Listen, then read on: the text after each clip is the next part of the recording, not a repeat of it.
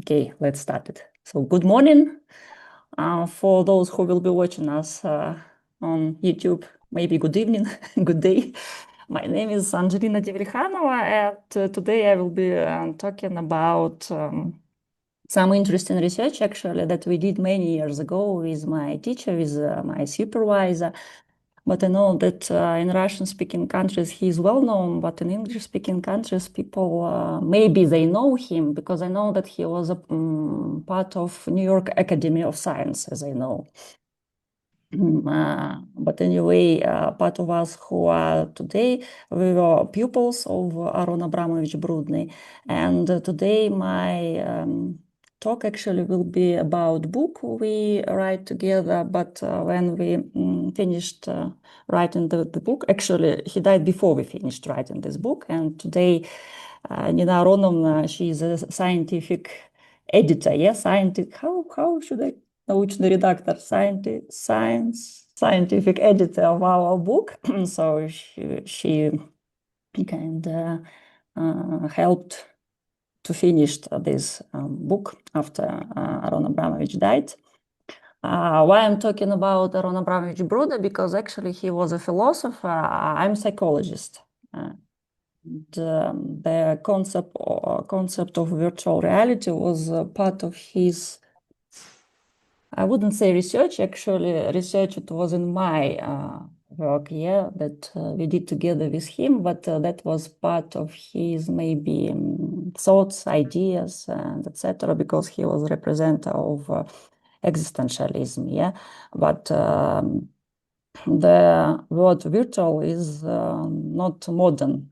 Maybe you have heard this like virtual reality and etc. But virtual is not like a new word. It actually came to us from philosophy, but I will tell later. What I want to do now, I want actually to share screen and I want to show you, yeah, the picture. Okay, so this is my teacher, not only mine. Here are some people, so as I said, of my teacher.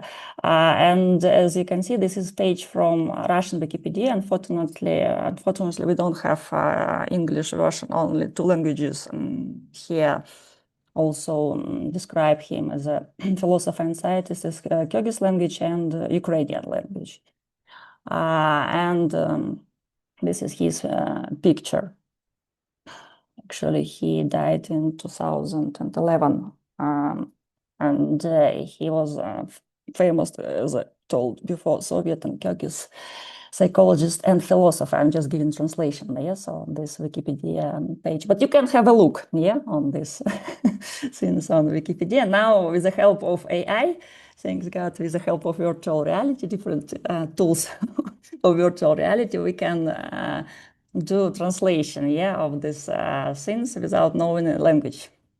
So all our desires now are possible. Not maybe all, but most of them are possible now. Okay, so you know each other, but maybe if you want to say hi or tell something, you can introduce yourself while I'm just opening my presentation.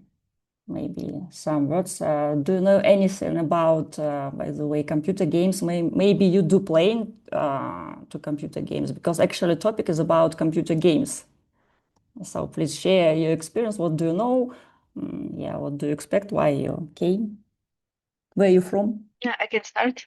My name is Alena. I'm from Bishkek. I am a practical counselor. What would be the proper word to say? Uh, I do some training and teaching as well. And computer gaming has become something in my uh, universe recently as something new. I have a son. He's 12 years old, and one of his recent hobbies has become computer gaming. And for me, that's kind of like a personal challenge. I have read the book when I learned about the lecture, so yeah, looking forward to talk about it and hear maybe some more ideas.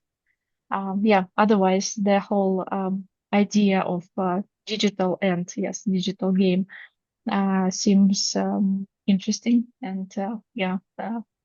I suspect that there are a lot of deeper things than just entertainment going on there. Okay, cool. So you consider computer games as entertainment, yes?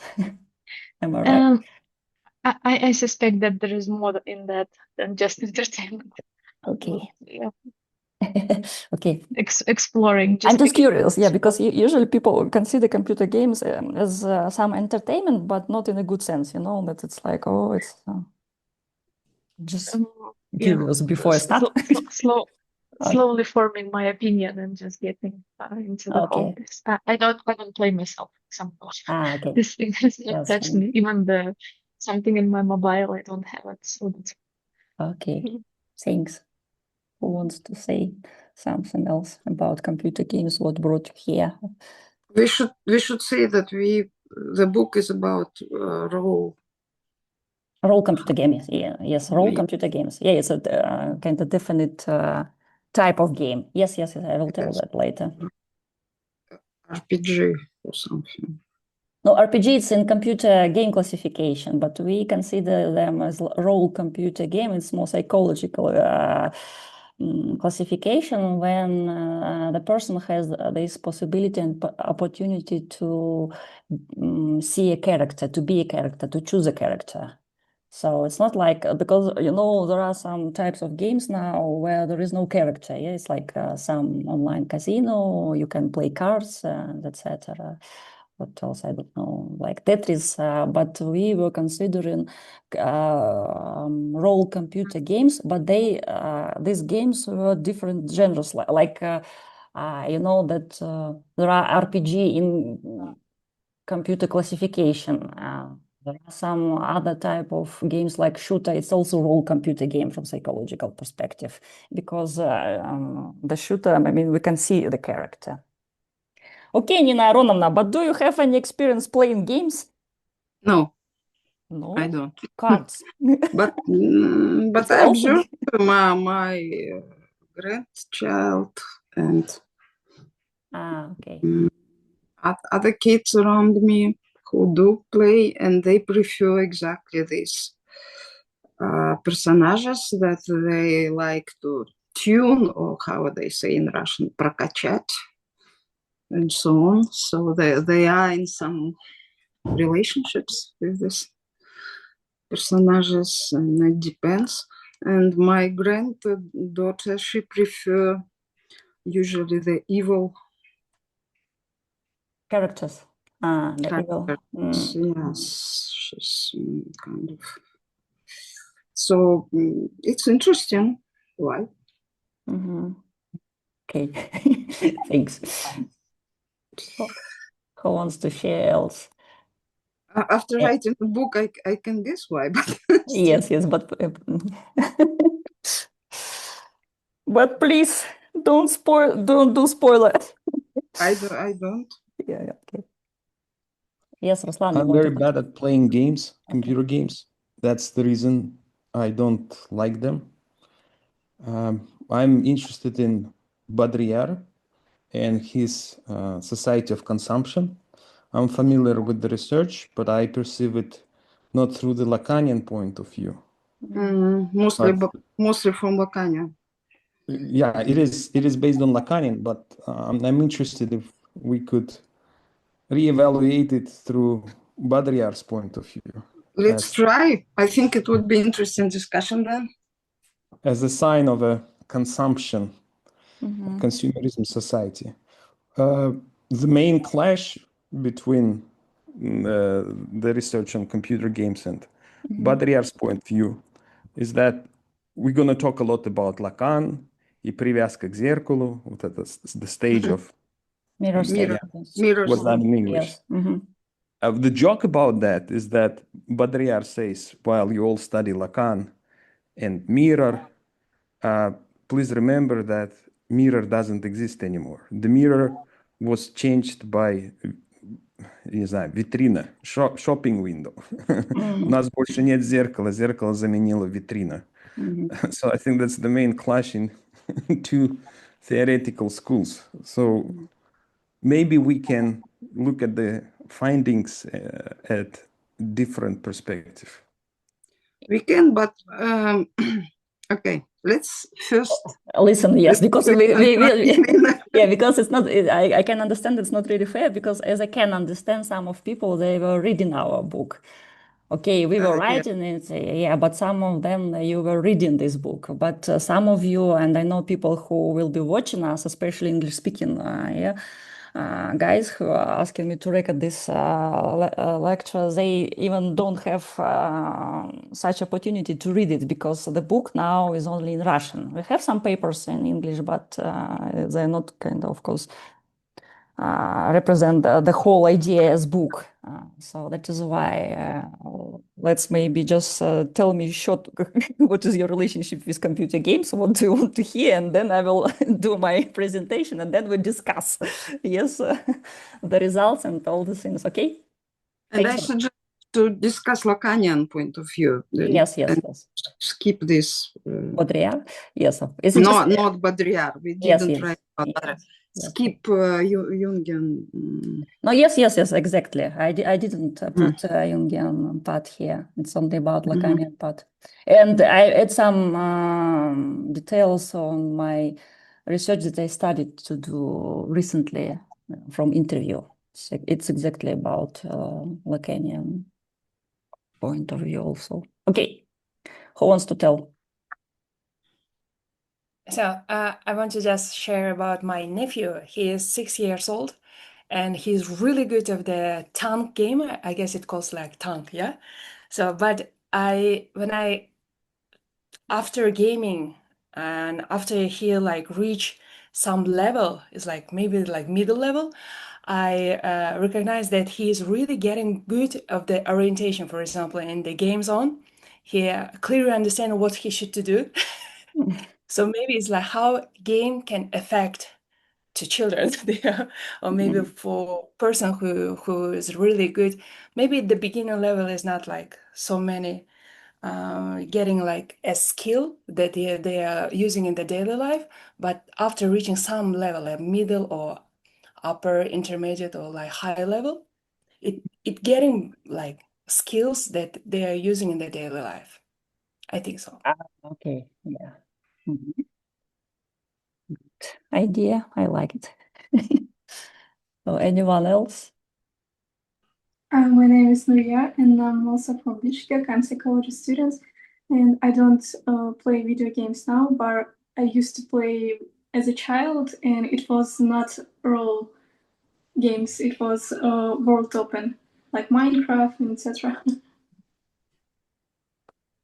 Yes, it's by the way, it's also really interesting type of games with open worlds. They are very famous now. They were not so popular when we started to do this research.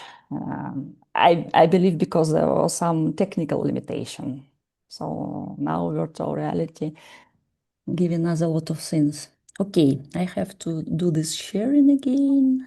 So this is the name, yeah, of the lecture. Digital. Actually, doppelgangers. It's a German word. It's a word for doubles. I was not sure how to translate, to be honest, this word from Russian into English because in Russian language we say this word like двойник.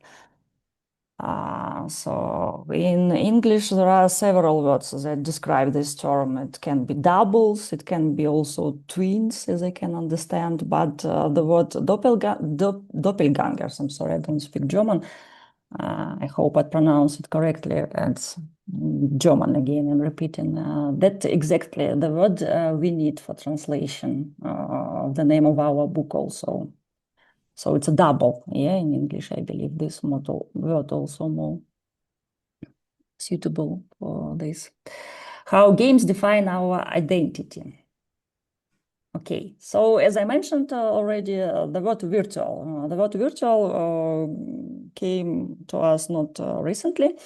So this word existing from 15 centuries, yes. And this word virtual means that something has to appear. So be it something in essence or effect, it's not actually happened.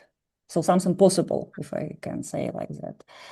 And only in 1959, this word virtual people started to use in computer, in terms of computers, yeah, because computers appeared, as we know, in 20th century.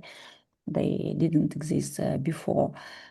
But the term virtual reality, this term appeared actually also in last century, in the late 80s, yeah, when Jérôme Landier, he is actually was a researcher, yeah, of VR technologies. He had his company. He kind of, for the first time, he used this term.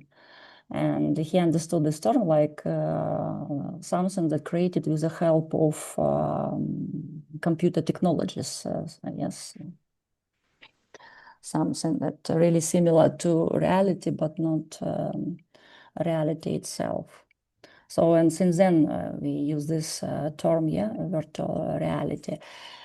And actually there are many definitions and many angles how we can see this word, but what we did in our book, we can, of course, if you read it or read it, you saw, yeah, things. So we explained why we kind of highlight three main ideas how people understand this term, yeah. So there are some technical perspective, there is technical perspective, psychological perspective, and philosophic perspective.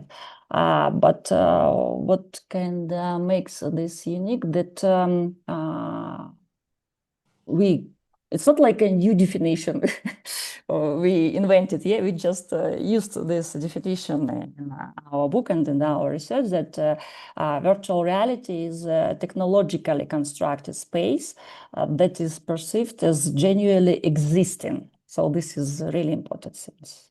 So I really believe and see that this exists. Okay, and from technical perspective, for example, how we understand this virtual reality. Of course, it's, I don't know, computer, they have different options. And if you had computer 20 years ago, and if you have your personal computer now or laptop, you can see the difference, yeah? It really has different opportunities now. And the more technologies kind of developing, more possibilities I can have with this, yeah, computers. Like, for example, artificial intelligence, yeah, we discussed recently.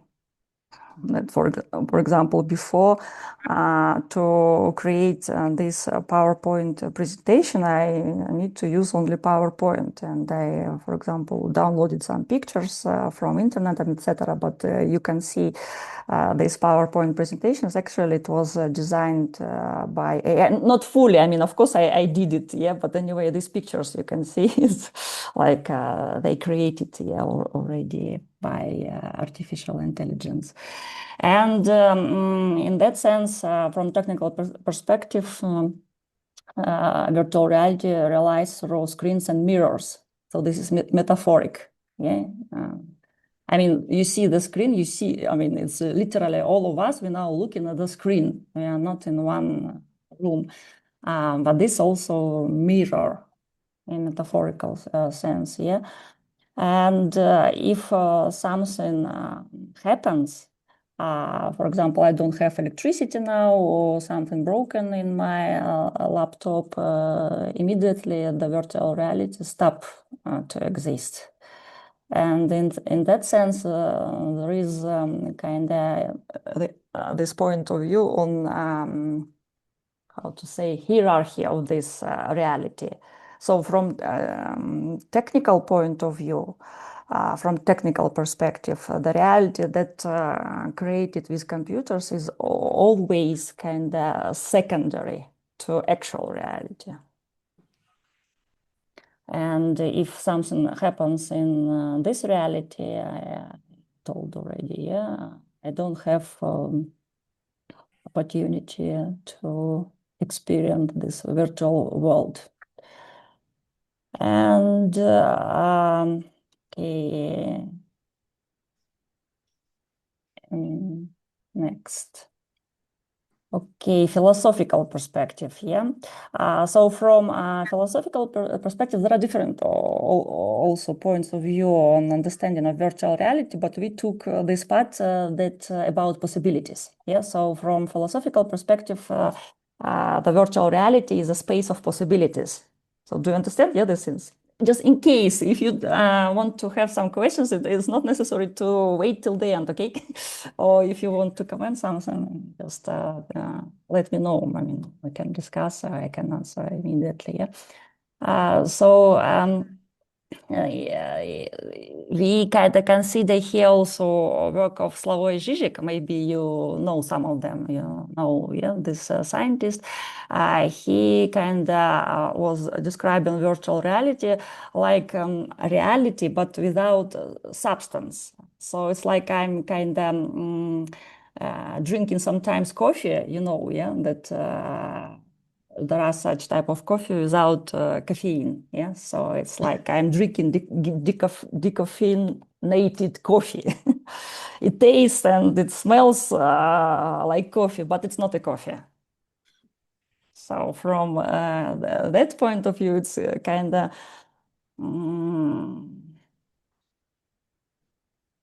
so it's real. I don't know how to explain it, but the main idea here. Actually, English language explain these things really good because there is such type of things like immersion and like simulation, yeah.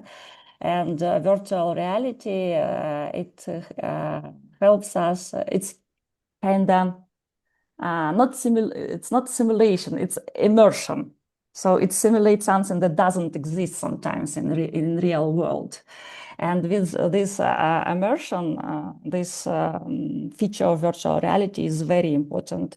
I feel sometimes presence in computer game like it's really, really happening in my life now. So this border sometimes some gamers were describing me this experience, yeah, this border between actual reality, let's call it like that, and virtual world sometimes very, very blurred. And if they play in a lot of hours and then they stop playing and they kind of going outside into the city, they're walking on the streets, but still they kind of mind in the games, they continue to do move. And these buildings, they sometimes consider like a map from the game. You know, maybe some kind of games, they have this different type of maps, sorry, it's like Counter-Strike, for example, Dota, and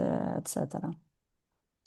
I'm not also kind of super gamer, but I have some experience to play some computer games like role computer games like Mortal Kombat, you know, yeah, this kind of game, Mortal Kombat, and what did I play? Counter-Strike, of course, Need for Speed, and some simulators. Simulators is like some, for example, you are driving a car, but it's not a character that has some story, but you literally try to learn in this game how to drive a car. But this game's a little bit different than people who play all computer games. And why I remembered about this, so it's property of virtual reality, immersion, it really sometimes can have this influence on real self of the player. It brings some symbolizations and symbolizations to this virtual double or doppelganger that I will be talking later. Because sometimes gamers, when they have this opportunity to choose a character, sometimes they really choose it like a new image of themselves. Not like I'm real, but something that I don't have now, I want to be, and etc. From psychological aspect, virtual reality understood as an artificial transformation of reality. It's like when I'm dreaming, I have some fantasies. When I use some drugs, I I drink alcohol. So in that sense, you also may have this experience of being in a virtual world. So it's not necessary to play computer games. So did you get this part? And in that sense, virtual reality can become a tool for projecting hidden qualities.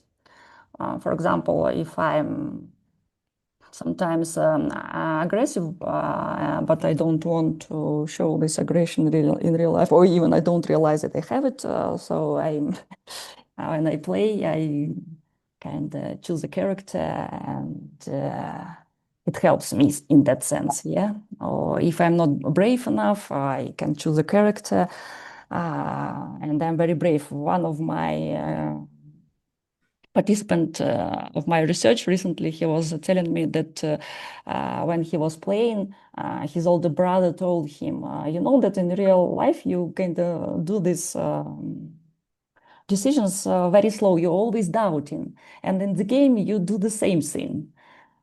But he was a teenager then, and he was telling, okay, so in the game, I'm doing the same thing, but to win in the game for him was very important. And he he was telling that I really started to do this decision in this game, very risky. And anyway, in spite of this risky decision, we were winning. And then he was telling, then in real life, it helped me later a little bit to be in this decision more sure in myself. Not really like he doesn't have any doubts. Anyway, he is still very cautious in taking decisions, but not so cautious as he was before. And yeah, so did you get this part of where people sometimes play these computer games? Also, it can be from psychological aspect when we play in these games, so we can realize that our desires, our wishes can come true in this virtual world. It's a manifestation of desires.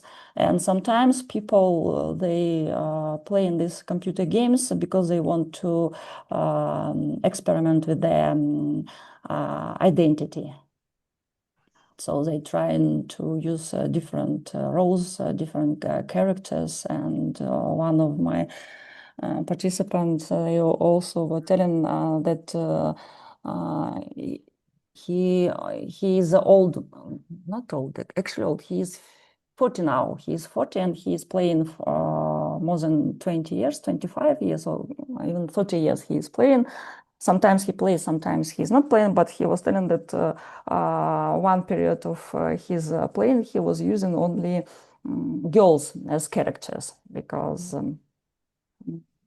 he not like he wanted to be a girl, but anyway, he wanted to use something different than he looks like. And he also was joking that it's really pleasant to watch on a girl on a screen than on a boy when you are playing. But experiments with identity can be really different in that sense. Okay, now I believe maybe a more complicated part for you. I'm not sure.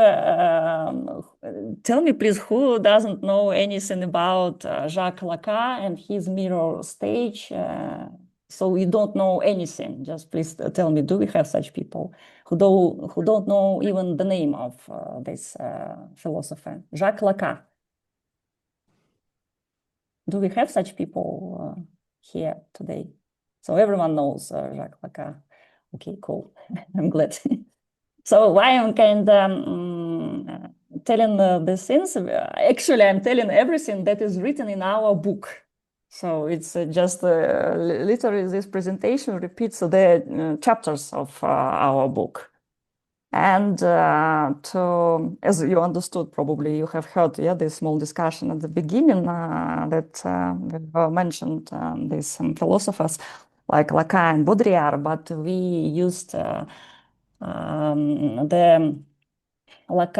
Jacques Lacan theory in our research and in description of virtual reality and etc. So just if you don't know, yes, I will try to do it very short. I hope you will be able to understand. So from a point of view of Jacques Lacan, we kind of have three orders. How to say, it's like three. So our psychic and how we understand the reality, we can see from three perspectives. Let's call like that. How I interact with reality. I don't know how I exist. Three dimensions. It's a dimension, yeah, true. It's like, yeah, it's a dimension, yeah, but he used this word order, порядок, да, почему-то, but it's the dimension, yeah.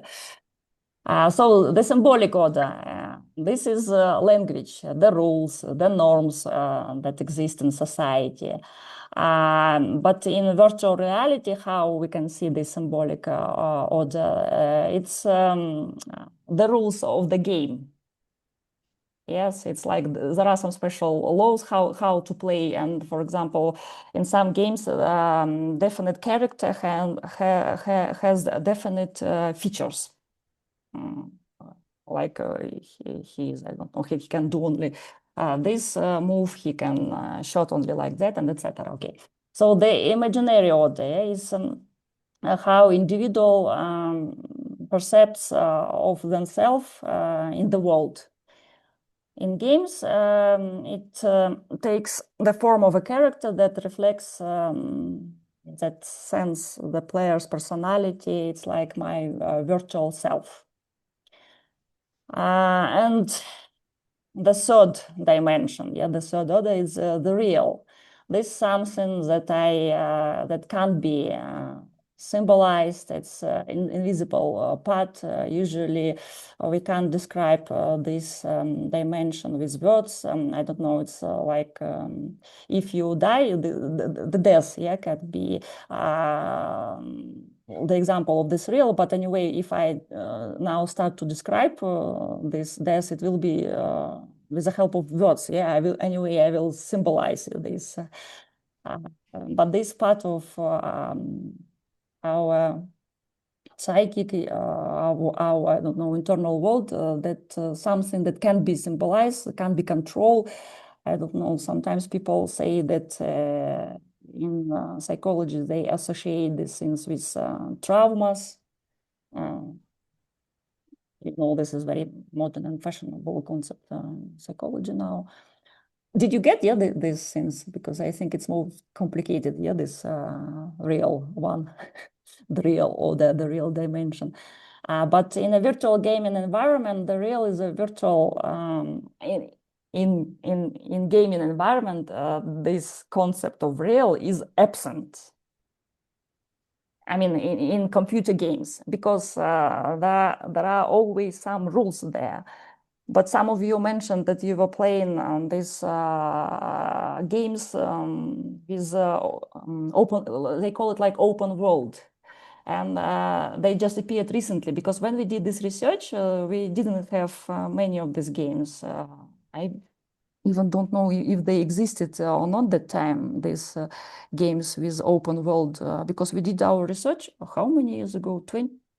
In 2005, I believe, 20 years ago. So yes, 20 years ago.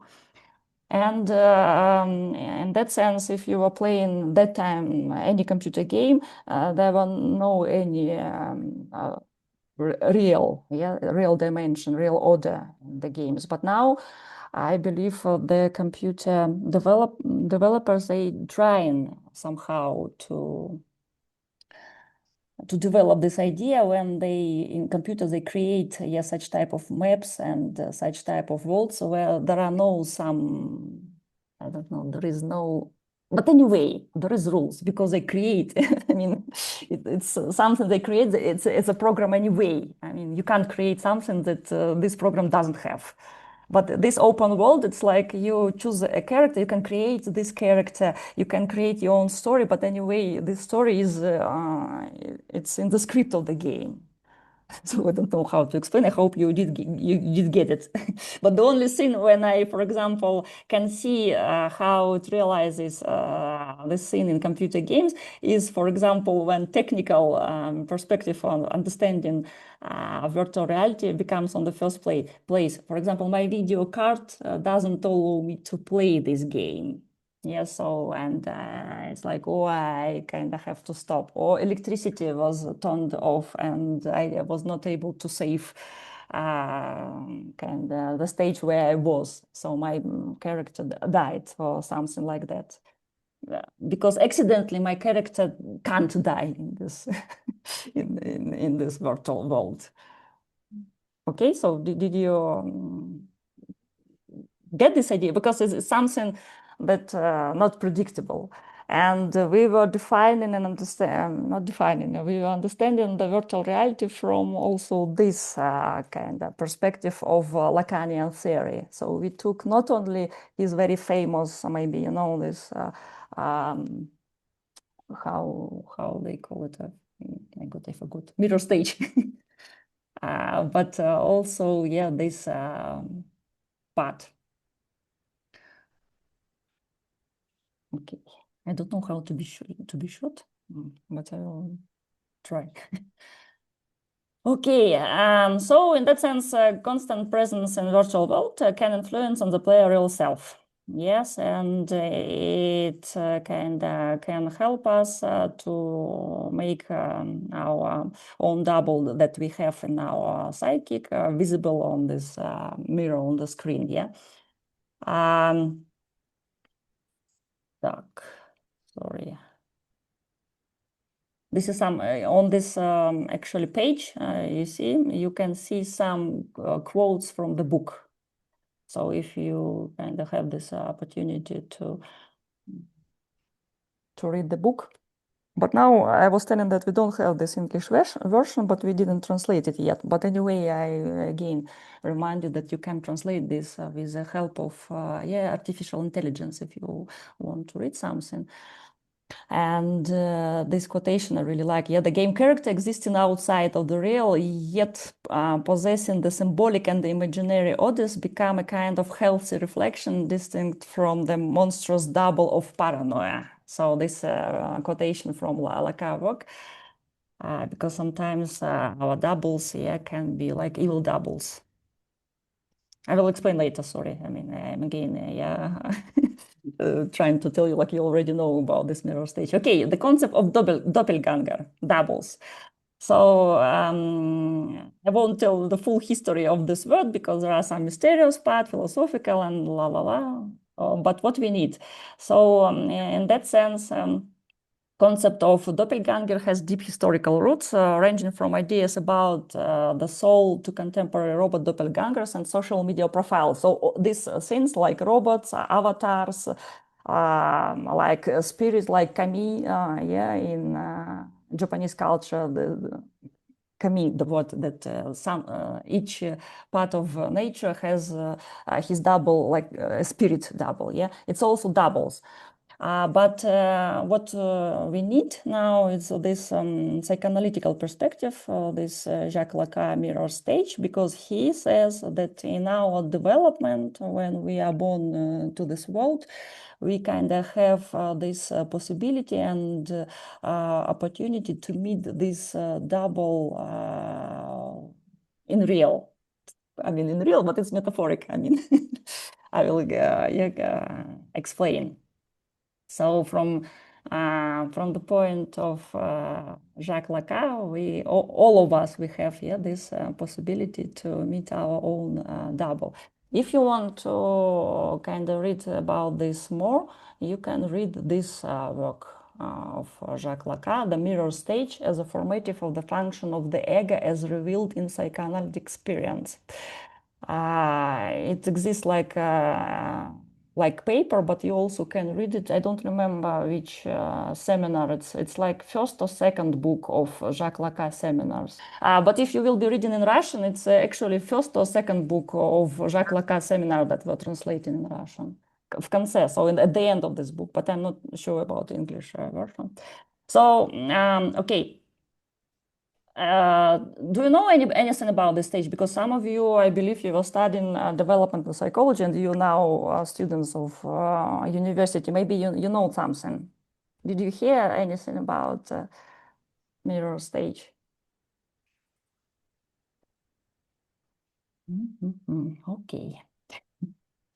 I will also try to do it short. So this is a development stage that starts at 6 months and finishes approximate at 18 months. And infants begin to recognize their reflection in the mirror as a unified self rather than their fragmented bodily experience before. In that sense, this stage helps us also to create the ideal self. And if we remember about these orders, so that I already mentioned, not orders or dimensions, yeah, how we decided to call them. It's on this stage we have imaginary and when this stage finishes, we go very close to symbolic order. But anyway, it's very, how to say, it's not really, it's very conditional, yes, because anyway, we are born in this world already in symbolic order. But this mirror stage plays a really important role in imaginary order. And so 3 key effects of the mirror stage, yeah, misrecognition. The reflection is not the child, but becomes their self-image. Permanent tension. The real self versus the idealized image creates lifelong psychological dynamics. And to go through this mirror stage, we need external validation. So it's like someone who says us, yeah, that it's kind of that it's you. Okay, does it make any sense? Because I'm trying to be very fast and very short because I understand the meaning of this mirror stage. But did you understand something about how is important this mirror stage? So it's like literally when I'm looking in the mirror and I see the double, I see the reflection of myself there. But when I'm small, I don't understand that this reflection is me. But this adult or someone who is near with me, who can tell me that look at this mirror on this reflection, it's you. Then I understand that on this reflection in this mirror, it's me, and I can build the image of myself, and I can create after the ideal self also. Did you get? Yes. Okay. Here, sorry. This is mechanism how it's kind of happening. You can see, yeah, on the screen now. And what we have in computer games, maybe you already can guess, yeah, in that sense, that a computer game sometimes repeat this developmental stage, but in metaphorical, yeah, sense. So when I look on a display, it's a virtual reality. Yeah, I can see my computer character, my computer personage. Yeah, and with the help of this mechanism like projection and introjection, I can rebuild something. It's also the word rebuild is very metaphorical. Yeah, so it's like if I had something that it's not enough in me, I don't have some features, I mean, I don't have in reality something that I really want to have. So with the help of this computer games, I can reconstruct these things in me. Did you get this? It's really important because you know why I was asking you what is your relationship with computer games? Not only in terms of your experience, but some people and some research, they prove that to play computer games is a really bad thing.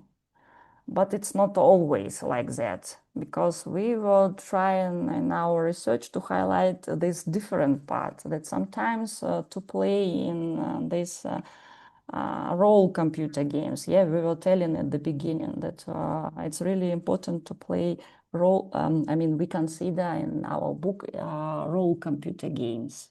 So the game where I have this possibility to choose an avatar or character. This game, they can have positive influence, and people sometimes they can stop playing. Because I was working for 20 years with drug and alcohol addiction, and you know now exists this concept that there is addiction from computer game. Actually, when we did our research, I remember the things we also were telling that, it's a computer addiction, So it was more than 20 years ago. But later when we were writing a book, we reconsidered, our point of view, and we were telling it's like, it's not so. I mean, if even in some cases, there are some signs of addiction, it can be really useful. But why I remembered about my experience, sometimes when people were asking me to do some psychotherapy or to do some psychological evaluation of people who are playing a lot, in most cases, actually not in most, in all cases I had, so if even they play a lot and they were considered like a computer addicted person, they had different diagnosis in background. So not, it's like this word, maybe, comorbidity. So but it's not like the game was the main thing why they had such features. So did you get these things? I'm sorry if you have some questions. I don't see it's here on the screen because I see full screen. Maybe you can tell me. Do we have something in chat?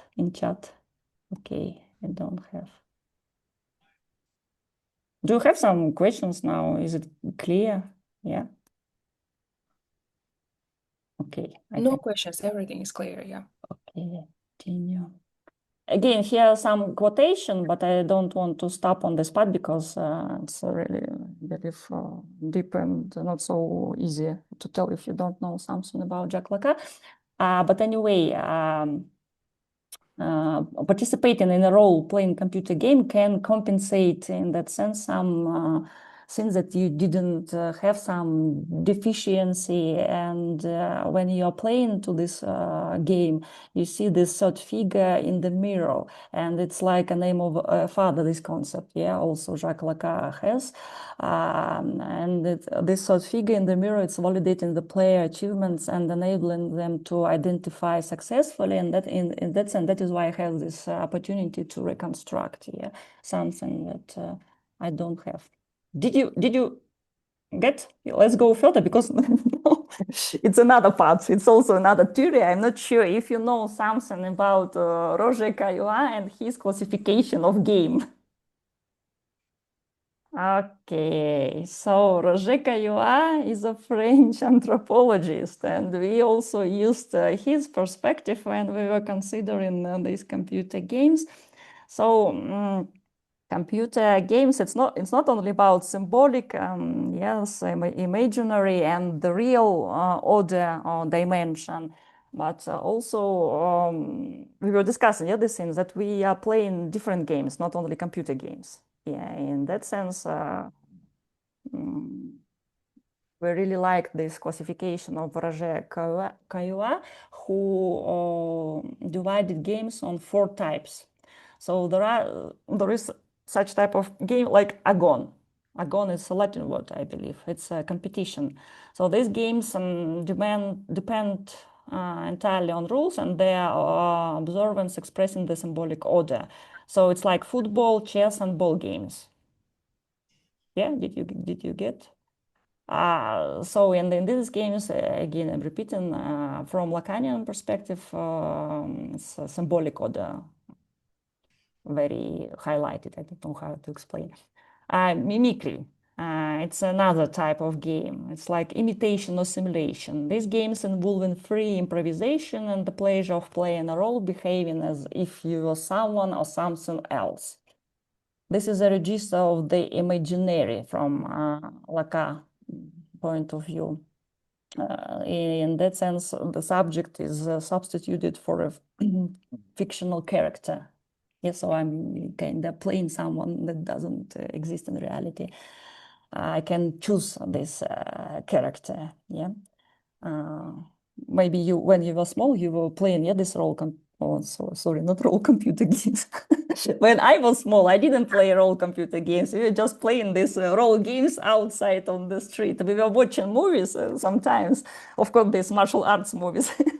And then we were kind of repeating like, oh yeah, kind of the warriors and etc. But now maybe that is one of the reasons why sometimes I can play only one game. It's like Mortal Kombat. and only very short time, 5 or 7 minutes, and it's literally complicated for me. It's not so interesting in real things. And another type of game, it's alea. Alea. So I pronounce it very in Russian way. Alea. It's games with accidental things, where the lack of fate predominate. And from Lacanian perspective is where the real dimension is very highlighted. So these games with chance, luck, and emotion and new bodily sensation. It's like roulette or lottery, this type of game. And before, actually, this type of game didn't exist in virtual world, but now, again, developers, they add this opportunity and possibility. Also, if you're playing a role computer game, sometimes there are something like you have to put donation, or so it's they try to kind of, they do some advertising, so they, but anyway, it's not so direct. But in direct way, we can see these things when it's online casino, yeah. So it's literally exists some online casino, if to talk not about role computer games. And fourth type of games, it's ilinx or vertigo. It's games that cause an organic state of confusion and distress, such as spinning rapidly or falling. This type is also associated with interference from the real, such as emotions and bodily sensations. I believe you also will have experience if you go to some parks with these things. I don't know. Actually, I also liked to do it when I was small. But now people, I believe, they don't play these things much because they have computer games.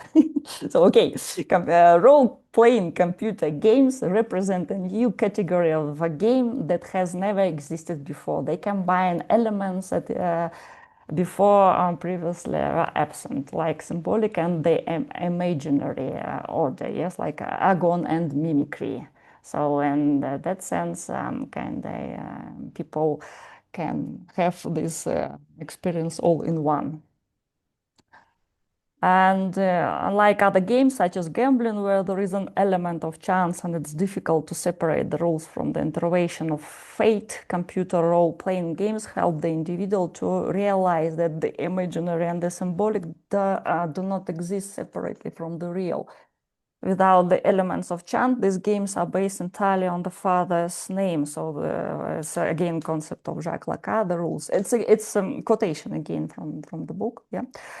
And the computer role-playing games create a special environment in which players interact with a virtual double, mimicry, within a set of strict rules and competitions, agôn, while eliminating much of the predictability and randomness of the real, alea and ilinx. And this makes them attractive, and they offer a predictable and controlled space for identity and personal development.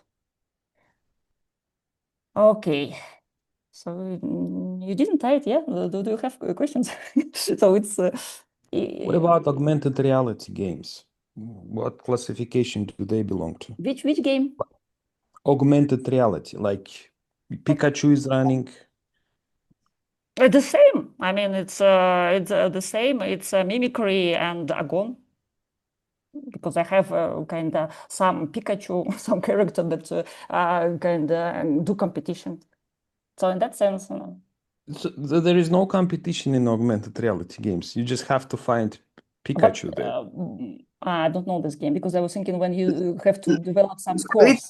It's not the competition with somebody, but you have some kind of course. Yeah. Yes, purpose, and should gain some, I don't know, prize or something. There is the victory. Yes, it's such type of game because I'm not sure because you earn some scores, yeah. So you have to find, and it's like, oh, your scores are decreasing. You go to the next stage, yeah. It's like that. Not really experienced, but I just know that okay, yes, it's a people anyway. walking in streets with their cameras on. No, it's looking at the simple objects through their camera, and all of a sudden there is augmented reality, like Pikachu is running. You It's have to like a catch him, quest. take a Okay, picture yes, of. yes, I know this game. So actually, it's not a real computer game. So we are not talking about this, but it has some component of competition anyway, because there are plenty of these people who can go and to put camera on this object, and you have to be first because you're not the only one who can put camera on this object. Yes, it also has element of competition and agôn, but it's not really computer game. It was very popular many years ago. Yes, I remember Japanese people were playing. Да, Yeah, дополненная реальность. I yeah. don't think it falls into any classification No, presented before. it falls into classification because it's if this Pikachu appeared in some accidental way, like Random way, unpredictable, randomly, yes, that's something like you're playing cards. You don't know what card and at what moment you will get. I don't see that it's something completely new. Yes, it's not. Okay, but I mean, it's a good discussion, but let's continue because it's not really related with our actual, it's related with classification, but we're interested in different things, yeah, because it's really computer games that I play with monitor, with PC or with, I don't know, with these things, and I don't go anywhere just to see. No, I think mobile phone is, might be yes. It counts.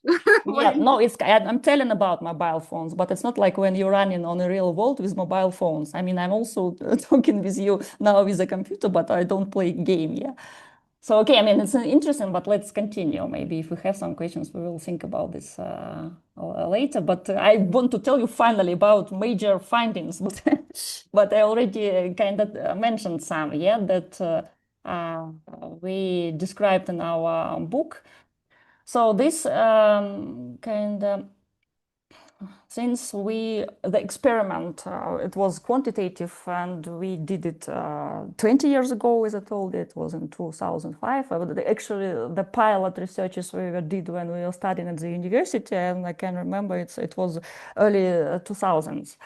And we were given some tests, yeah, in that sense to our gamers. So there's people who were playing a lot computer games, and maybe you remember some of you, because some of you, I believe you didn't have such experience, play a lot in computer games, but in early 2000s, it was very popular to have computer clubs, to go into computer clubs, because we didn't have internet at home. And for example, to do some research, you also have to go to computer clubs. But it was very popular within gamers because you were kind of paying and you kind of playing with other guys there. And so the reason, I remember one of the reasons why I started to do this research, that one of the teachers from the school, they asked us, please help our students, our pupils, they don't attend classes, please check them, something wrong with them. They play a lot of computer games. And we gave them psychodiagnostic tools like some drawing tests, like the test of Timothy Leary, who I test, and yeah, that's all. I don't remember. And MMPI test, of course, yes, mini so the short version of this Minnesota multiple personal inventory.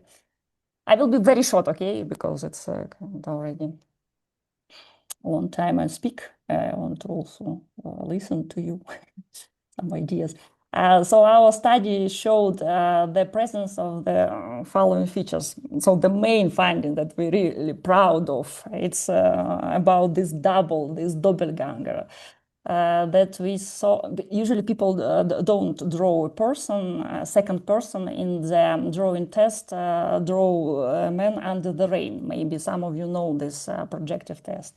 I work with this test many years, and as I mentioned, I work with drug and alcohol addicts, and when we use this test there, I never saw that some of them he or she was drawing the second person in this test. But in some cases, there were actually 2 or 3 cases when drug addict drew a second person, and immediately we were discovering that he was a computer gamer. And, okay, so we discovered that a picture of double figures in drawing test, and I will show you later. I have these pictures. Also, gamers had some problems with body awareness and gender identification. They were few described themselves in the terms of physical self and sexual characteristic, sexless or female figures in young boys and animals without bodies or with mechanical elements. I'm just giving short description, on this tests. They also had high levels of egocentrism and dominance and self-descriptions. They were describing themselves like I selfish, I like to comment. Awareness of personal immaturity, can find myself in life or searching differences between the real self, ideal self, and virtual self. I mean, they were really different. And you know what sorry, what I liked, just yesterday or the day before yesterday, I saw a paper. And this paper, the guys were doing research 5 years ago, and they used this test of Caillois, репертуарной решетки, как он? Repertoire grids? Repertory grids, yeah. And grids, and they were actually they did the same that we did many years ago, but of course they didn't know that we did it, and they were describing like, oh, for the first time we describing and see that it's a huge difference between virtual, real, and ideal. But I mean, why I like these things, because it's the same results, yes, and it somehow highlights this idea of this series that we can realize something ideal, in computer games, or we can realize our desires, or we can compensate something, because there are such theories. These results show this, since. And in today's world, the development of virtual reality has greatly increased the number of reflective surfaces, which can make the mirror stage continuous and reinforce the need for identification through the doppelgangers created. So now we can see more doppelgangers in our life. And probably you I mean, not probably, but all of you have these avatars, even now on this Zoom. Some of us only we don't have avatars, Here only names, because sometimes you can use not picture, but also avatar.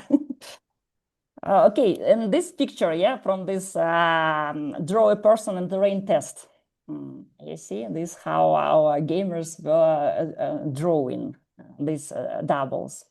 And as I'm telling you, it's not like I never saw these things before, and I don't see it now when people are drawing. So only if you kind of really, really gamer, in that sense. This test. It's projective one. It's a really good one. Yes. Okay, it's very few drawings. So we have this idea, yes, Aron, not to repeat this quantitative research, maybe. If you have someone who are gamers, please let us know. We want to give them the same test, and especially this drawing test. Okay, and that was main scene, and we were kind of telling in that sense that so the virtual reality and role computer games give this opportunity. So it's like the repetition of mirror stage. So I remember that Aron Abramovich was telling us like, oh, it's so cool, that we kind of was somehow in metaphorical, also not in literally direct way, somehow proof, that this mirror stage exists, and so this is part of our development, and it with the help of computers, it's like a phallic stage. From Freudian perspective, it has repetition when you are a teenager, and the same thing with the mirror stage. But it's not like something natural. I mean, because computer creates, yeah, this mirror, and in that sense, if it's also kind of metaphorical, not in a really direct way. But if something was not so good on your mirror stage, you have this opportunity and possibility to be on the stage again when you can play computer games. So did you get it? Do you have questions? Oh, okay. And this, I didn't finish to do this interview. I just only started, and I don't have kind of participant from English-speaking countries, only from different Russian-speaking countries. But some kind of short findings. I mean, again, I'm telling I didn't finish to fully analyze it. But what interesting in that sense, because as I mentioned before, there is this concept of computer addiction, but I never saw this person who really has the same exactly symptoms like a drug addict, and he doesn't have any other diagnosis. But now, as I know, in ICD-11, we have this diagnosis like video game addiction. If you want to read about this in Russian, we have with Nina Aronovna paper that we were writing to some medical journal, again, about computer games and Lacanian perspective. If you want to read it, let me know. I will share a link. But actually, you can Google it. It's an open access. Yeah, just you can kind of type and read. But why I'm telling you this, because there were kind of two opinions. Yeah, that some people they see that there is computer addiction. Some people they say no, there is no computer addiction. So we were kind of in that sense against. And what I saw from this interview, I was interviewing gamers. They were different age, starting from 18 to 50. But my main idea was I wanted to interview the gamers who has this really long experience. Yeah. So what my idea was to ask exactly these people because they have huge experience of playing. And before, when we did this research later, I believe 8 years after, in 2013, I was interviewing also some gamers, and I paid attention that they stopped to play these games. And in that sense, that was difference between addiction from substance, yeah? Because if you use some substance, there is no such thing that you stop, because you start to use more and more, yeah? So it's about tolerance. But what we paid attention that if you play computer games, someday you really stop playing games. So in that sense, it's like we propose that you reconstructed something, you don't need this. And that was also one of my ideas. I wanted to check. And so this from these interviews, yeah, the decrease in gaming activity, primarily accused during the transition from adolescence to adulthood, when people start to work, study, they have family, social responsibilities take center in their life. In addition, a loss of interest in certain genres, fatigue caused by unfair gameplay mechanics, or physical discomfort, it also can play a role. So if I have some problem, you know, this carpal syndrome, so some of them, they were complaining that they stopped playing when they had this syndrome when your arm is shaking. But anyway, then they kind of continued to play. They didn't stop fully, but people, they really stopped playing. These guys whom I'm interviewing, and they were now 30, 35, 40, and 50. So there were several of them. They were started to play at 5 or 6 years old, and they were stopping playing in teenager when they were 16 or 17. But people who were younger, for example, just a couple of girls, they just recently started to play. They don't have much experience, just only 5 years experience.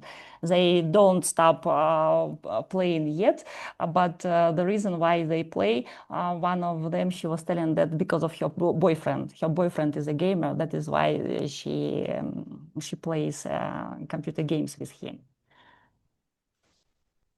So it also can, in that sense, influence, this life circumstances like divorce or new relationship or nostalgia may lead some players to increase their gaming activity, especially if gaming fulfills their social needs. Like one guy, he was playing a lot since his childhood, and he stopped playing when he was married. He had 3 daughters, and now he is 50, and he was telling when he divorced, he was telling, I just divorced. And I don't have a lot of time, but I do play because I communicate with people there. And I even met with a lot of them in real life. Because they do some friendship, they communicate, they do some competition, etc. So in that sense, he compensates something, that he doesn't have in his life. It's also sometimes somehow kind of proof, these things. So now also some findings, how people choose their character they were describing, so how they choose. So the character is another version of yourself or your ideal self. The character is either instrument or an outside observer. It's like I'm using a character, this definite character, because I can play him very good. I played a lot of times, and he has definite skills.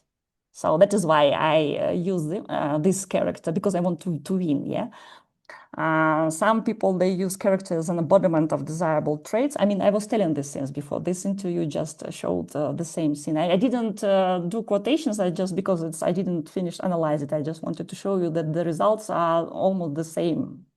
I mean, I'm telling almost because maybe we will find something new. Actually, only one thing I found, something new, that one girl, she was telling, I mean, before, I never paid attention to the things, but I mean, and girls and boys are playing, but before only, I don't know why, but people were considering that only boys were playing. But now game production, what they do this open world with it's like special games for girls. I don't know this game, but one girl, she was describing me this Chinese game. It's very, very popular now, and it's also, by the way, not free. I mean, so to choose a character there, you have to pay, and people are paying. So, but in this this game for girls, because not only for girls, I mean, of course, I'm sure everyone can choose it, but why she was choosing it, it's like there are 6 types of men there, and you can in this game you are building relationship with one of them. And it's really like you live a life of a relationship, so you can have experience of your relationship with these guys. And she was telling me, it's like, oh, it's really cool. It's a game for girls, and you can't kind of hear now such words like, oh, you're a girl and you're a bad player. I mean, but I don't know. Several of my interviews, they were girls, and none of them they were mentioned this only on this girl. That was maybe some new. But what I'm telling about, it's the results almost the same. Okay, and when they play, they can explore different aspects of their personality. They try new roles when they choose characters. But this is not the main finding of the book.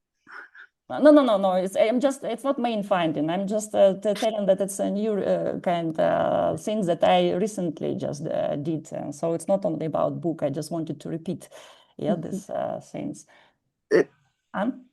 What? Just Ruslan asked in the chat, Okay. the question that is about the main actually finding of the book.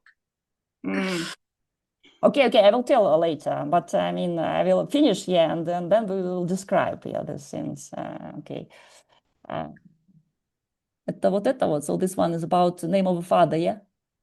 Yeah. Okay.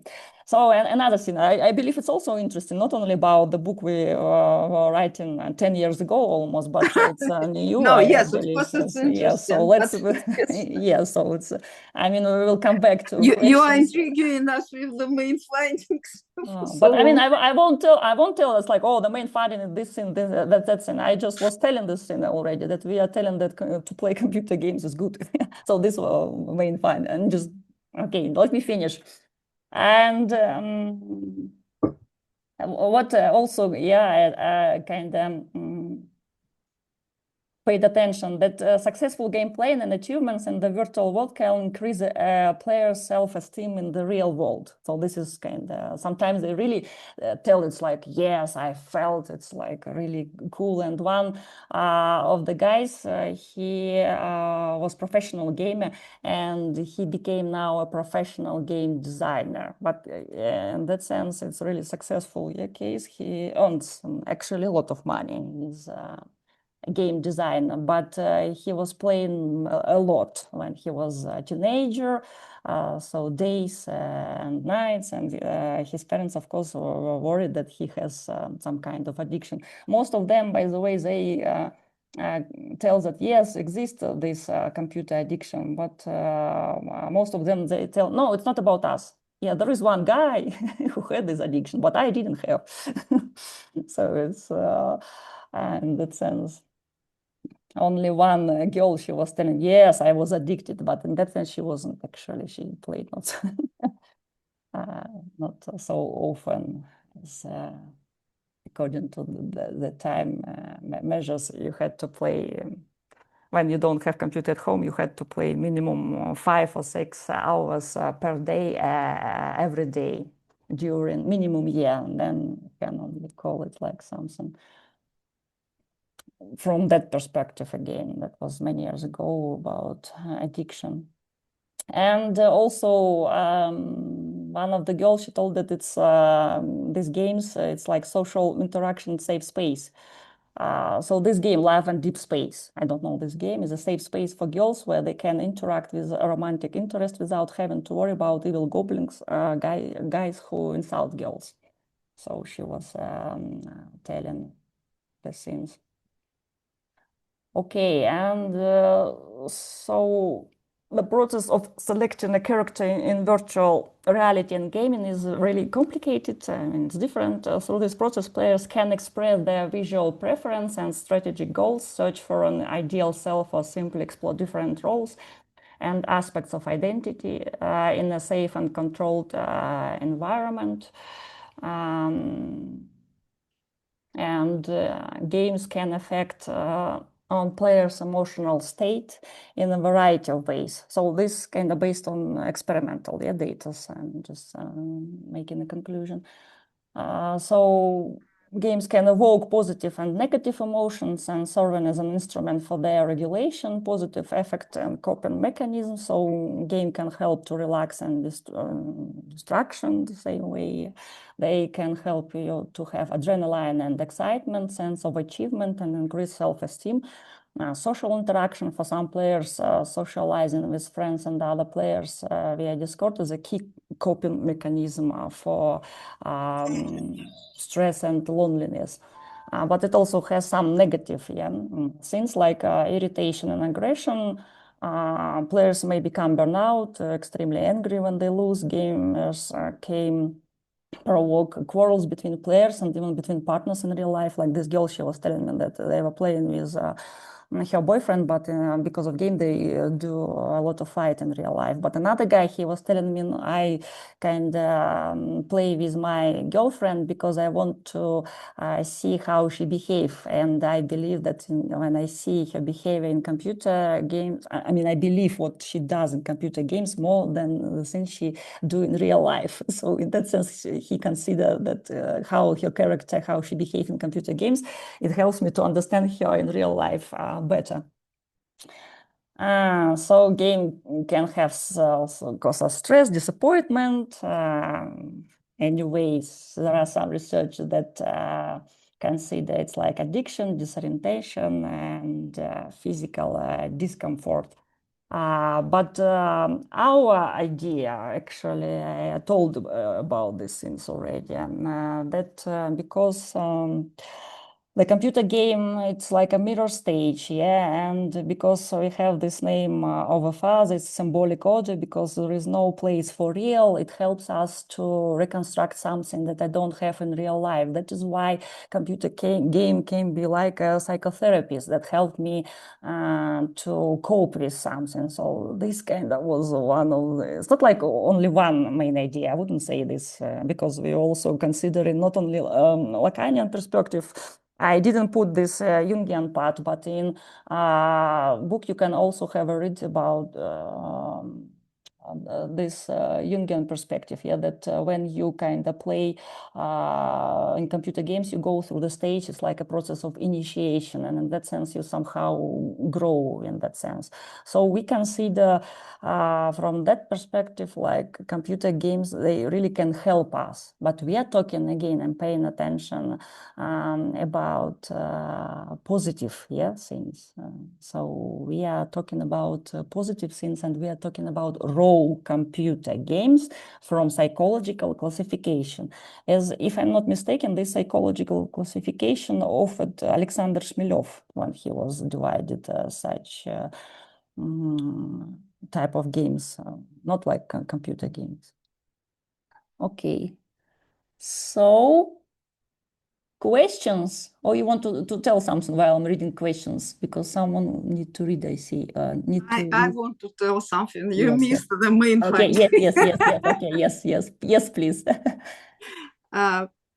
Because actually the main finding was that from Lacanian point of view, why people are playing this game actually and stop playing at some moment, that because we suspect why do they need to repeat this mirror stage? Not all the people need to do it. Not so many people play so much, because as Angelina said, yes, of course, some of teenagers are playing for some, I don't know, hours per week, because they want to experiment with their identity and blah, blah, blah. But that's not the people that we were interested in. We were interested in people who spent a lot of time playing. So the main idea was that actually the name of father and the third figure, when you are looking at the mirror, the adult who might be not father or might be not even the male figure, but this is something which is on the both sides of the mirror.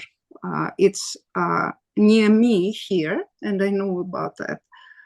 How know that small kid that doesn't speak, and I can see the same person in the mirror, and that's why I can guess that this is me. And this third person confirm. And if you look into some videos when the small kids are left in front of the mirror without other figures, they just start playing with this kid in the mirror like with another kid. Without this validation, third validation figure, kids don't understand that it's their image. So actually, they without it's not as Angelina said, it's more metaphorical. Of course, the majority of people, and we don't speak about cultures without mirrors also. It's metaphorical in terms that I do understand that there is the real world and there is the world in the mirror, and the real world and the world in the mirror, they are different. And what the computer gamers actually try to confirm, that there is something solid, there is something real, and they cannot find it in the real world because they missed at some point. And if we look into the personal stories and as Angelina described the test results, they definitely in the early childhood, they missed this validation of their real meaning as persons, as somebody who does matter, as somebody who is loved, as somebody who is noticed, and so on. And in order to find this validation, they immersed in this virtual game world because this world never failed them. There is always rules. Even if I failed the game, I know the rules exist. And they need some kind of saturation of this feeling that the reality is something more or less acceptable, more or less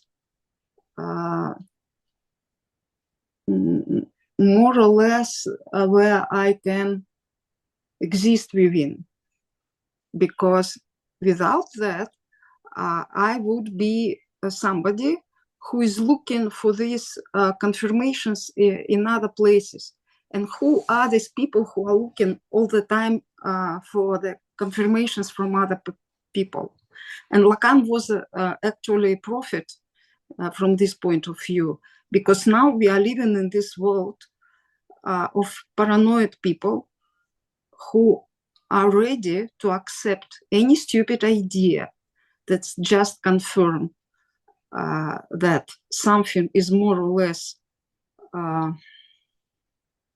that something has some meaning and is like, does make sense. And even if it's something crazy.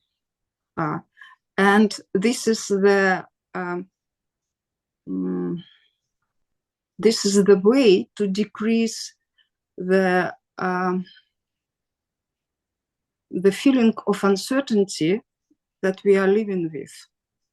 And I think that now we may have more people playing these games, not because just of personal reasons or personal histories, but because we are living in this very unstable and uncertain situation, and we are looking for some for something that would explain what is going on.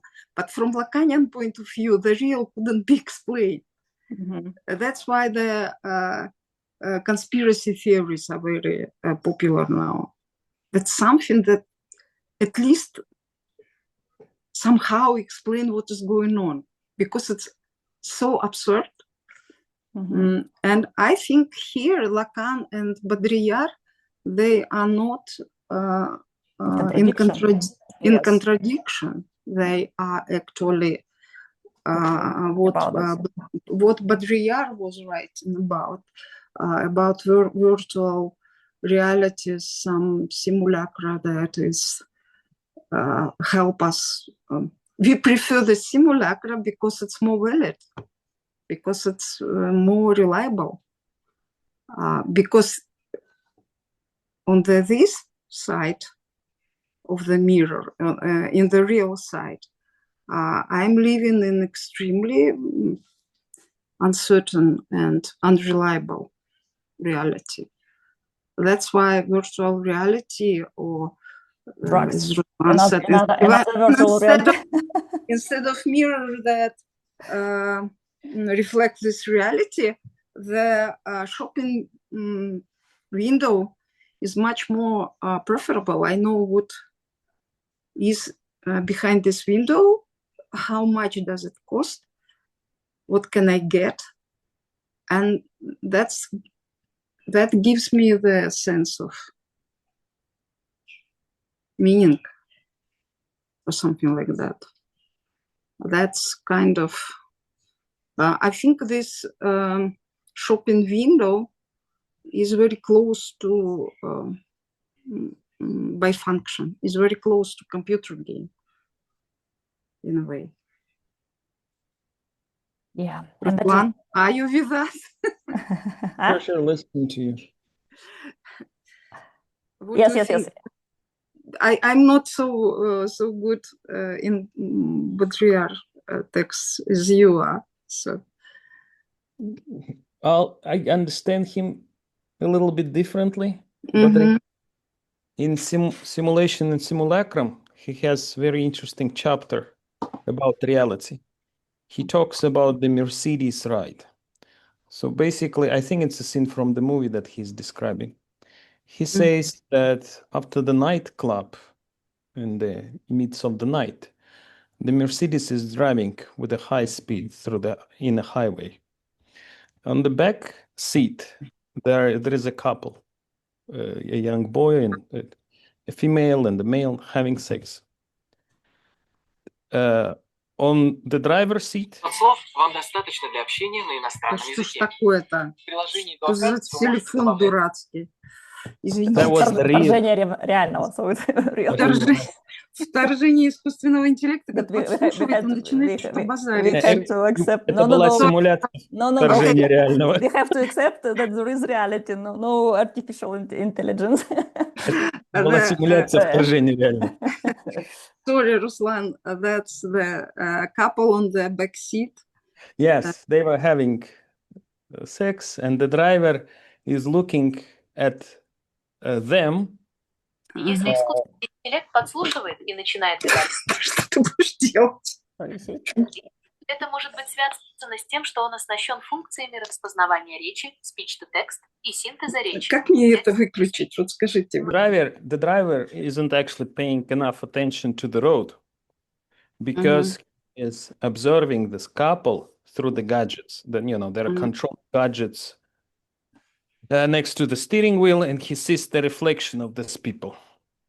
Also, sometimes the lights from фонари, the street lights, flashes into the saloon of the car and casts the shadows of this couple to the neighboring buildings.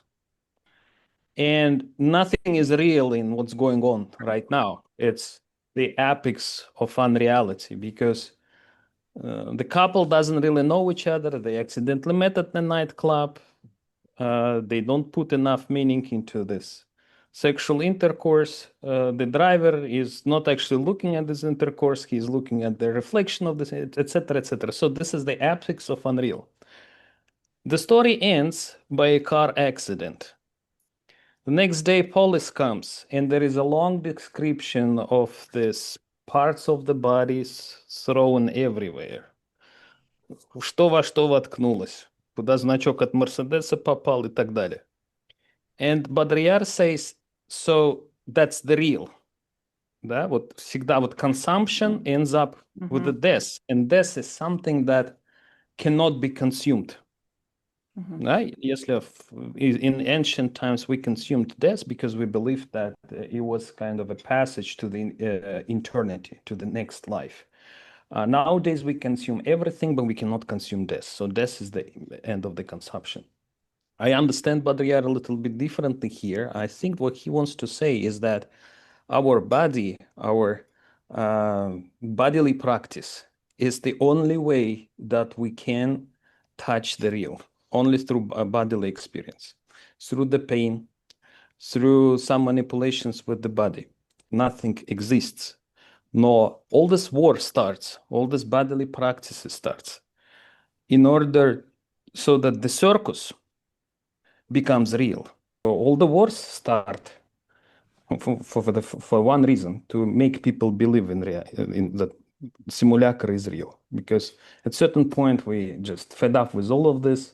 We know that this is only circus, unless it touches our bodies. When the gun is next to your head, you will believe whatever they want you to believe. But that's exactly what Lacan wrote. Yes, exactly, yes, about the real order. There is no any contradiction because what Lacan wrote, that real is real, and what real is, this is something that we cannot control. And what we want most of all in our lives is to control. And the less reality is controllable, the more we want to do that. That's why if the Freudian era was kind of about neurotics, if some World Wars era in 20th century was in a way Jungian like schizophrenic, the contemporary world is paranoid, because the idea to control everything is the best, but the main point of resistance, and for Lacan as well as for Baudrillard, is our body. And I think that's why the phenomenology and existential psychology is getting more and more popular.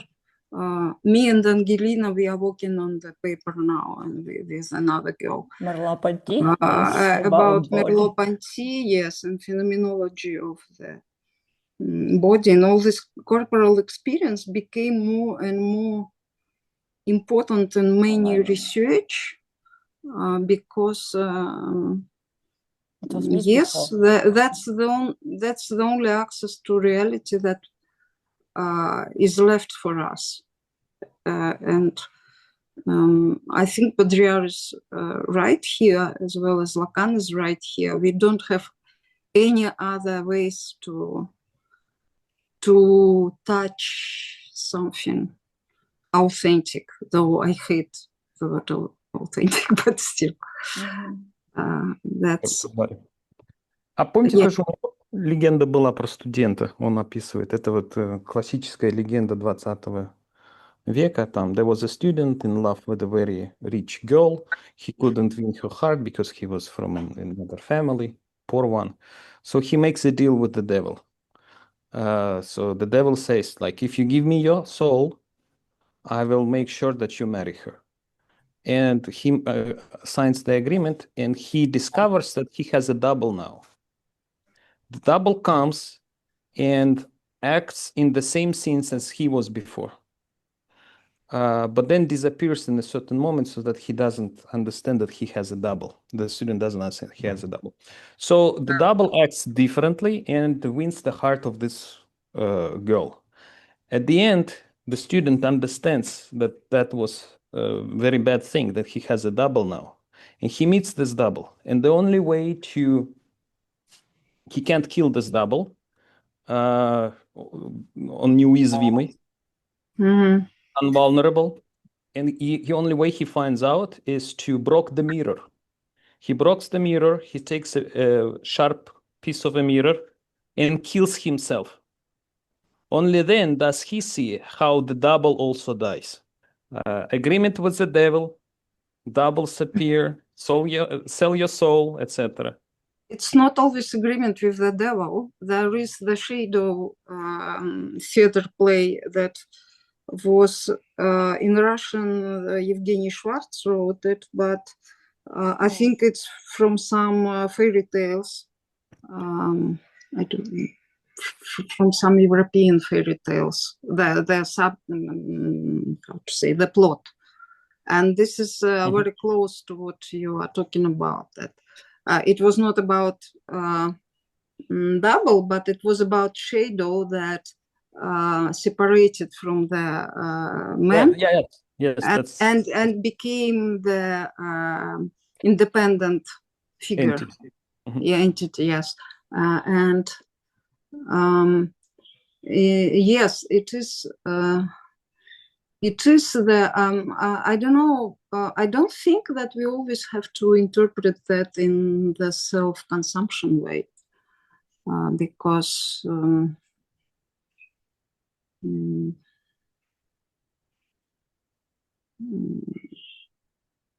I don't know. I need time to think about that and maybe read more Baudrillard. That's a spirit. By the definition, soul is something that cannot be exchanged. And all these fairy tales, as long as you exchange your soul for something else, it stops existence. So I think they were always in a search of something that doesn't participate in this speedy exchange of empty signs. For them, it was the soul. And soul is the entity that cannot be exchanged. And you know, all these fairy tales. And when you talk about doubles, is kind of it's disappearance of soul, first of all. Soul cannot be copied. When you see your double, this means you're soulless. You already consumed yourself. You participated in an exchange of this. I got what you are talking about. That's just my the most hated by me assumption that which Lacan, following Freud, is the one who is absolutely explicitly denied. And this contemporary idea about subject that is not existing, all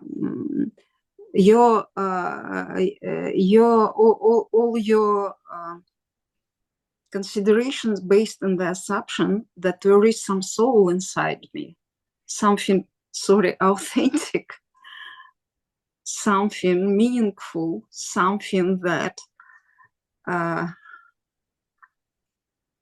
is really mine. But if you follow this way of thinking, you will come to the idea of God, because you will not have any validation of this soul. And soul, actually, the word, religious word, first of all.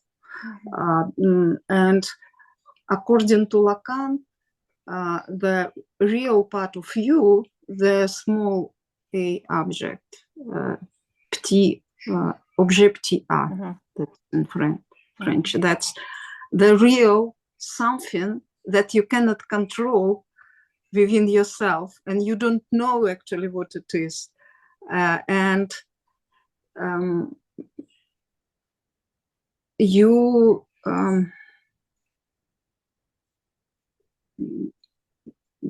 just cannot know what the real is, because if you know something, you have to symbolize this knowledge.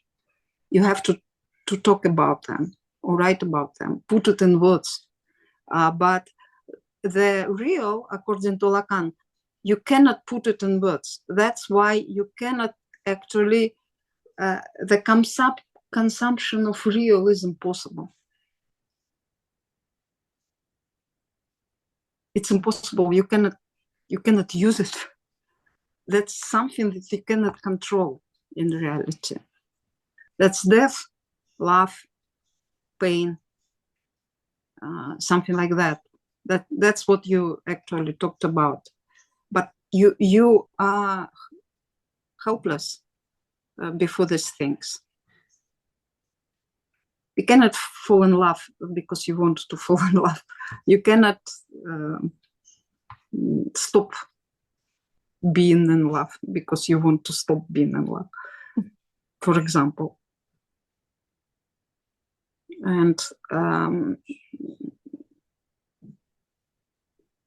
that's the idea that we have something inside us that can feel or know better or do something that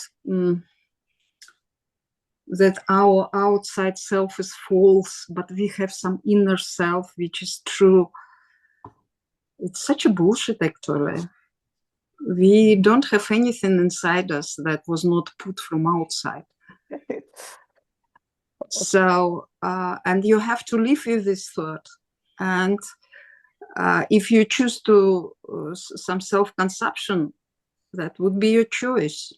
And if you choose to try to understand what I'm going to do and why, that would be your choice.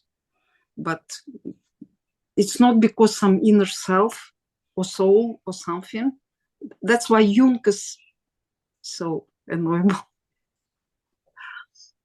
People will be reading. That's because of this self from the capital S.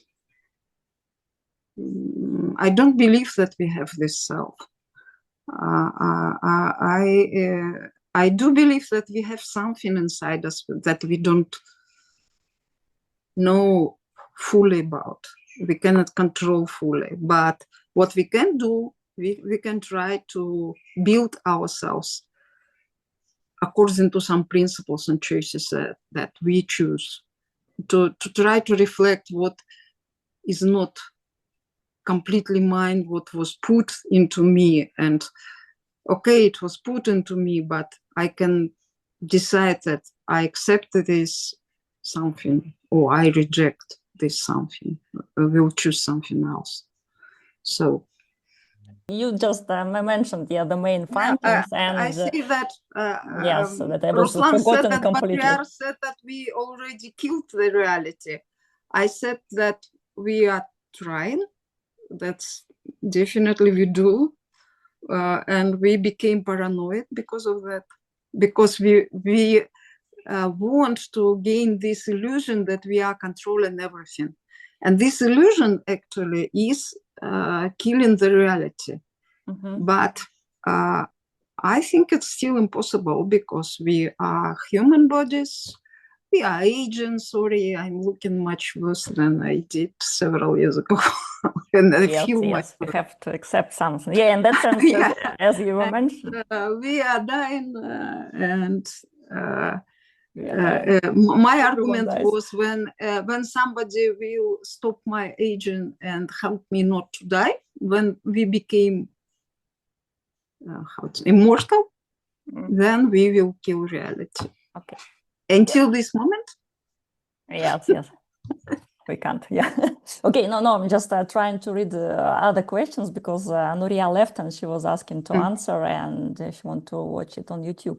But just to summarize, you were answering before on this question what the main idea, yes, and you also mentioned in this scene that nowadays we are not only playing computer games because we want something stable in this unstable world, but also addiction, real, substance abuse, alcohol abuse, and some concepts they consider when we do the things, we want to kind of experience altered state and we are escaping the reality. This is well-known things from last century when all these people were researching this addictive behavior. That addiction is one of the kind of things that we try and we but can't cope.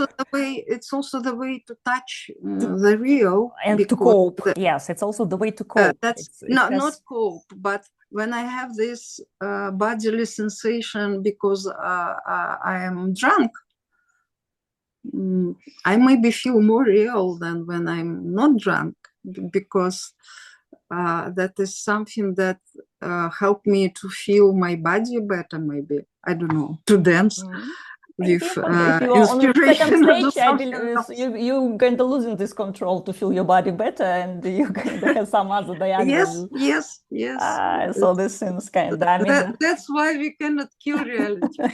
No, it's not about kill reality, but I'm trying to summarize and to highlight the thing that computer game can be useful, and in that sense, it's not a substance abuse and it's not alcohol because it doesn't have such effect on body also, except when you can have this carpal syndrome, but it's also kind of varies. And you mentioned why people stop to play games because we understand something we didn't understand before, we accept something we couldn't accept before, if to just say it's very in a short way. But Nuria was asking, have you noticed any significant changes or trends over the years while conducting this research, different generations? Actually, I didn't notice any changes. It's the same. So that was my idea why I was highlighting the results, and I was making accent on this because there is no difference.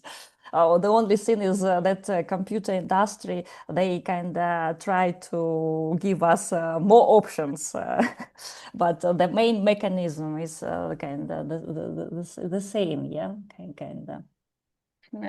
And the results, we didn't do quantitative research. I don't know if we repeat this thing. So with drawing test, I believe we find some doubles. Maybe we find something interesting. But what I have now, there is no kind of difference. The only thing is when we were young, for example, I was computer AP in my life when I was 80. Yeah, I mean, I was at school. We had some IBM, and in that sense, it was something new for us.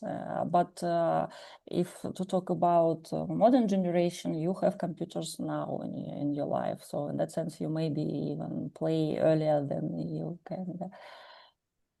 So we all started to play teenagers mostly age, yeah, exactly, when these teenager problems, identity or whatever, who I am, what is reality, what is real or not, etc. But now people, they are playing games earlier, so it's like when they're small also, and there are and what.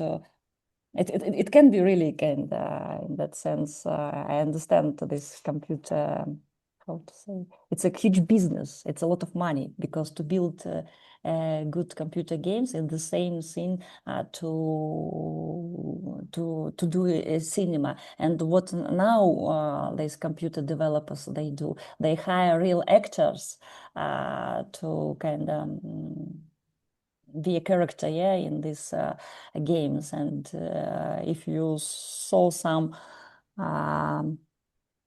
kind of modern computer games, it's I mean, the image is kind of very real. But in that sense, technical component helps, but there is no huge difference, player or not. And there is no difference between girls and boys also. I didn't notice anything. The only thing that usually people, when they play computer games, they most of them, they use, I'm not most, I'm not kind of telling these things, but they prefer to play some male characters, but most characters in computer games, as I know, the majority, they men characters, but I mean, there is no difference because anyway, character is a character, it's symbolic and imaginary and etc. Okay, Aida, I'm worried about you because the ladies who were psychologists, they left, but you didn't say anything. And this discussion, I believe, could be really complicated with you because people, I mean, I'm sure you didn't read Baudrillard and Jacques Lacan. And I hope people who will be watching us, I mean, maybe they somehow familiar, but I think the discussion was useful. But anyway, I'm asking you, so do you have any questions? I don't know, feedback? What do you want to say something? Because the girls kind of left, they just thanked us and it was interesting. They only asked one question and say us goodbye. But what about you? So first, I want to say thank you for amazing the lecture. It was really interesting to, yeah. And how you mentioned, I'm not like psychology. I'm not familiar with the psychology and like deeply understanding all this like kind of like nuance. But from my side, I'm just thinking about their like computer business or something else. So before they started, they create the computer games. I'm sure that they are doing some like pre-research, yeah, what the clients want, yeah, and if that you mentioned in the beginner, there's like character is getting like more how to say more functionable, yeah. Yes. So we can like choose, we can create everything. So my question, they are working with the psychologists, scientists for creating, for understanding what clients want, because it's like technology is getting like better and better, and we can understand their reality. Getting online game is getting like more reality because they are using AI and they are using the kind of like how it calls VR, yeah. So they are working with the psychologist for understanding, deeply understanding what is it, the human being. And yes, I work with psychologists, of course, but it's not only psychologists who understand this mechanism. Marketologists, of course, they do some I mean, analyze, and gamers before they can put the game to sell. I mean, a lot of gamers, they play these things, and game designers are such profession. So I mean, it's of course they know these things. I was trying to apply for one of the jobs to do some research, but I was kind of refused because I'm not a gamer. Because I mean I really don't play. I mean I told you my experience is like Counter-Strike and Mortal Kombat, but this nothing comparing to this virtual world because to manage this character, it's you really have to know all the things like where to push, I don't know, to pull, what to do. So, and it's cyber sports. It's literally now you can earn the money with these things. So they, of course, do this. Counseling with different people, and they see what people play. Now it's very popular. For example, games with open world, as I mentioned before. But for example, some games, they disappeared. And for 20 or 30 years now, we have more kind of games with narratives about more fantasy, kind of fantasy genre game. So if to talk about computer classification, before it's like it was not so. I mean, it always was, but now more fantasy genres where something that not happened in reality we see in these computer games happened. What is also popular. They started to create games for girls, as I mentioned, special design for girls. Before it wasn't also so popular. So people are playing, yes, playing games. If not computer games, you are playing, I don't know, basketball, football, cards. I mean, if to remember Roger Caillois, we always play different types of games. Just role computer games is also business, huge business. That's true. Yeah, correct. From that perspective. Gaming and gambling was always Yes. like sport is a huge business because games are very important in our lives since ancient times. Yes, true. We can say that it was very interesting conversation and very interesting presentation, and yes, I believe that's it. Yes. Thank you for participation, for questions, for discussion. Who will be watching us? If you have some questions, you can ask under the video. Yes. Okay. Thank you.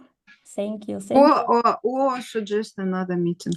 Yeah. Okay. We can discuss. Yes, true. Journal club. I want to do by the way. Yeah.